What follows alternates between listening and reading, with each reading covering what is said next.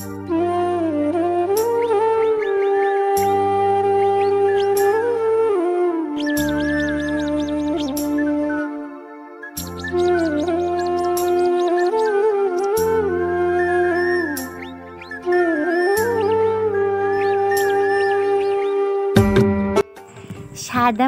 জীবন সবার ভালো লাগে না, তবে জানো তো এই জীবনে কেউ কখনো অসুখী হয় না।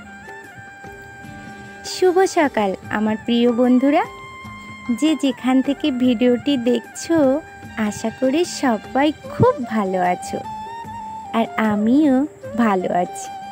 ভিডিও শুরুর প্রথমে সবার কাছে একটাই অনুরোধ রইল, ভিডিওটি স্কিপ করে কেউ দেখো না। তো আমি অলকা আর আমার আরও একটি নতুন ব্লগে সবাইকে স্বাগত জানাই। রোজগার দিনের মতো সকালে ঘুম থেকে উঠেই খালি পায়ে একটু হেঁটে নিয়েছি। আর জানো তো এখন সকালে ঘুম ভাঙলে না, আমাদের মাঠের মধ্যে বাড়ি তো খুব সুন্দর শিশির পড়ে, খালি পায়ে হাঁটতে বেশ ভালো লাগে। তাই খালি পায়ে কিছুটা টাইম হেঁটে নিয়ে আমি কিন্তু বাসন মেজে ঘরটা ঝাড় দিয়ে আর ঘরের মধ্যে একটু জল ন্যাতা দিয়ে পোঁছ দিয়ে আমার গাছগুলোর দিকে ভালো করে তাকাচ্ছিলাম। তো দেখলাম যে জল প্রয়োজন, আর এই কয়দিন ধরে বেশ বৃষ্টি হচ্ছিল, তো তাই আর জলটা দেওয়া লাগছিল না। কিন্তু কি বলো তো, এখন এই বৃষ্টির পরে যে রৌদ্র তেজটা দিচ্ছে, তাতে কিন্তু গাছগুলো জল চাইছিল। সেই জন্যই কিন্তু আমি কিছুটা কাজ সারার পর যে গাছগুলো আগে জল দিয়ে নিলাম। আর জানো তো, ওই গাছে জল দেওয়ার ভিডিওটা কিন্তু আমার কর্তা মহাশয় ধরে দিয়েছিল। আর তারপরে দেখো, উনুনে তো রান্না করতে হবে, তো বাসি উনুনটা তো গোবর দেওয়া বাকি ছিল, তাই আমি সেটা কিন্তু সেই কাজটা সেরে নিতে চলে আসলাম। উনুনে আগে ছাইটা তুলে নিলাম, তারপরে কিন্তু গোবর দিয়ে দিলাম।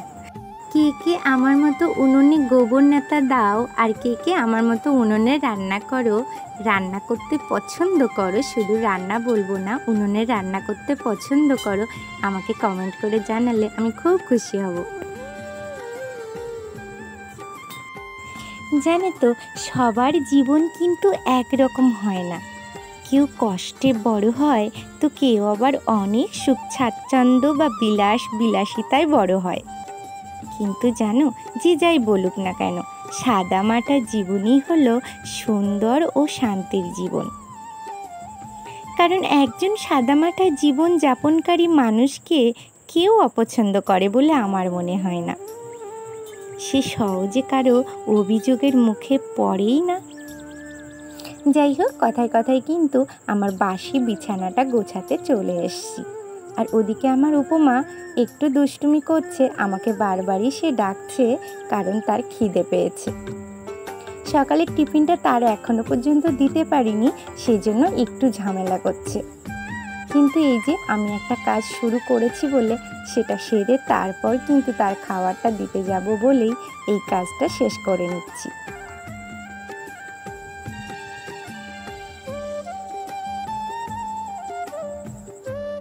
আর জানো তো, আমি ছোটবেলা থেকেই নিজের মা বাবাকে এক সাদা মাটা জীবন কাটিয়ে আসতে দেখেছি, তাই বলতে পারো আমিও সাদা মাটা জীবনেই অভ্যস্ত।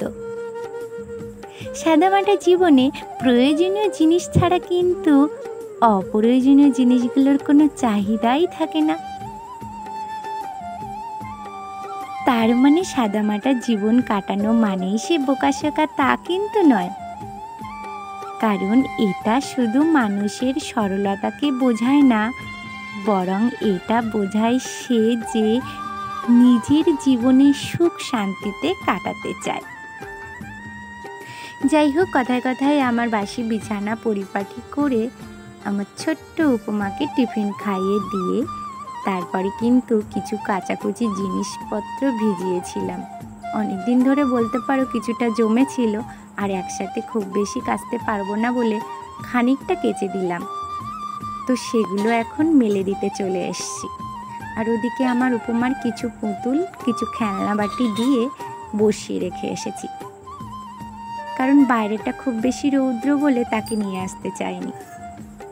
আর এই দেখো আমার কিন্তু কাচাকুচি জিনিসগুলো আমি মেলে দিচ্ছি।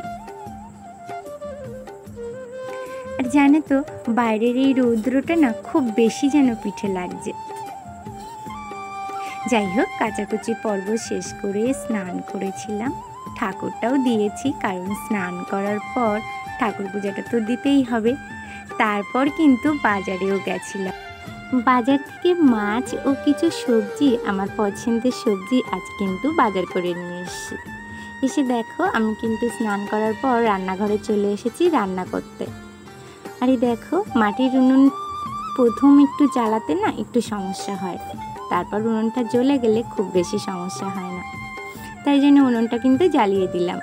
আর তার আগে আমি কিন্তু মাছ কেটে সব আনাজপত্র কেটে সেগুলো ভালো করে ধুয়ে রান্নার পাশে নিয়ে চলে এসেছি। কারণ রান্না করতে করতে বারবার না ছুটে যাওয়া যায় না, কারণ আমার রান্নাঘরটা ঘরের থেকে একটু দূরত্ব, সেজন্য কিন্তু আমি সব কিছু হাতের কাছে নিয়ে আসার পর তারপর রান্না করতে বসি। আর দেখো সব সবজি, মশলা এবং মাছ সব কিছুই কিন্তু আমি নিয়ে চলে এসেছি। আর এই দেখো কথায় কথায় কিন্তু আমার কড়াটা গরমও হয়ে গেছে আর মাছটা বসিয়ে দিয়েছি। আর জানো তো আজ না ভোলা মাছ নিয়েছি, অনেক দিন বাদেই এরকম বড় ভোলা নিয়েছি, আর সেটা আলু দিয়ে ভোলা মাছের ঝাল করার ইচ্ছা আছে।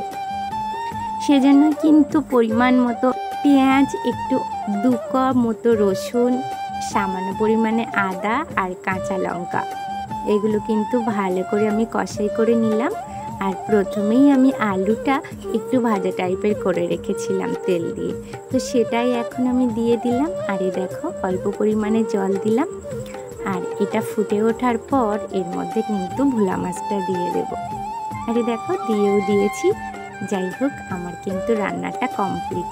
আর জানো তো আমি না একটা রান্না শুধুমাত্র দেখিয়েছি, কিন্তু তার সাথে কচু শাক আর কুমড়ো আলু রান্না করেছিলাম, তো সেটা এই দেখো খেতে বসেছি, তোমাদের সাথে শেয়ার করে নিলাম। জীবনযাত্রা যতই সাদামাটা হবে ততই কিন্তু চিন্তামুক্ত, কারণ সাদামাটা জীবনের আবার কি চিন্তা থাকতে পারে।